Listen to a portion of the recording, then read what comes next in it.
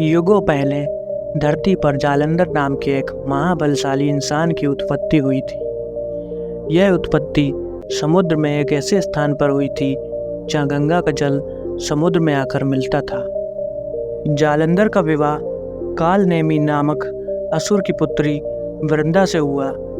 वृंदा भगवान विष्णु की बहुत बड़ी भक्त थी। विवाह के पश्चात जालंधर पूरे असुर साम्राज्य का राजा बन गया।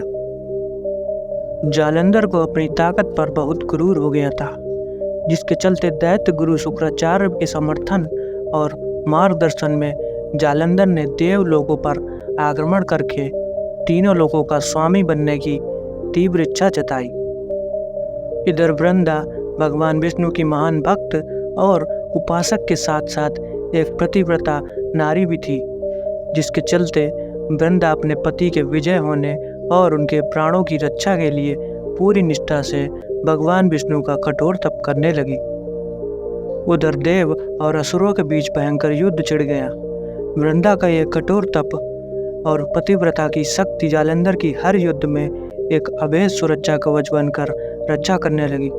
कोई भी अस्त्र शस्त्र जालंधर को छू तक नहीं पा रहे थे, जिसके चलते जालंधर बहुत आसानी से देवों को पराजित कर इंद्रलोक पर कब्जा कर लिया।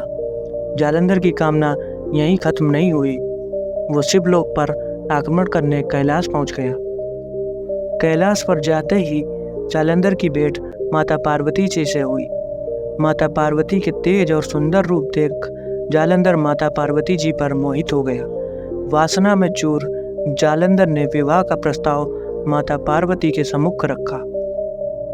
माता ने जालंधर को सावधान करते हुए वहां से चले जाने को कहा। तब जालंधर ने बलपूर्वक माता पार्वती को ले जाना चाहा। उसी समय माता ने भगवान शिव का आह्वान किया। भगवान शिव तुरंत वहां प्रकट हुए। जालंधर और भगवान शिव के बीच भयंकर युद्ध छिड़ गया। चारों तरफ प्रलय मच गई। सारा लोक परलोक इस युद्ध को देख रहा था। भगवान शिव जालंधर पर जो भी वार करते, उससे जालंधर को कोई हानि न होती। युद्ध लंबे समय तक चलता रहा, कोई परिणाम नहीं निकल रहा था। भगवान शिव मन ही मन भगवान विष्णु से आग्रह करने लगे कि प्रभु पता लगाओ कि आखिर कौन सी शक्ति जालंधर की रक्षा कर रही है। प्रभु इसका तुरंत कोई समाधान निकालो, वरना अनर्थ हो जाएगा। तब भगवान विष्णु समझ गए कि कौन सी शक्ति जालंधर की रक्षा कर रही है। यह शक्ति थी पतिव्रता और भगवान विष्णु की कठोर तप की। भगवान विष्णु ने तुरंत जालंधर का रूप धरा और अपनी माया से राक्षसों की सेना तैयार की। सेना सहित भगवान विष्णु धरती पर वृंदा के महल में पहुंचे। जालंधर को देख वृंदा ने तप करना छोड़ जालंधर के निकट आई और आरती उतारी। भगवान विष्णु जी ने तप को खंडित कर दिया था, लेकिन पतिव्रता की शक्ति तोड़ने के लिए भगवान विष्णु जी को मजबूरन पति धर्म का नाटक भी करना पड़ा, जिसके चलते वृंदा की पतिव्रता शक्ति नष्ट हो गई। शक्ति नष्ट होते ही वहाँ कैलाश पर भगवान शिव जी ने जालंधर का गला धड़ से अलग कर दिया। जालंधर का वध होते ही स्वर्गलोक पुनः देवताओं का हो गया। इस प्रकार लोक कल्याण के लिए भगवान विष्णु जी ने वृंदा के साथ यह छल किया। सत्य के पता चलने पर क्रोध में आकर वृंदा ने भगवान विष्णु को श्राप दे दिया। इसके बाद क्रोध भरे मन से वृंदा ने खुद का आत्मदाह कर लिया। तब उसकी राख के ऊपर तुलसी का एक पौधा जन्मा।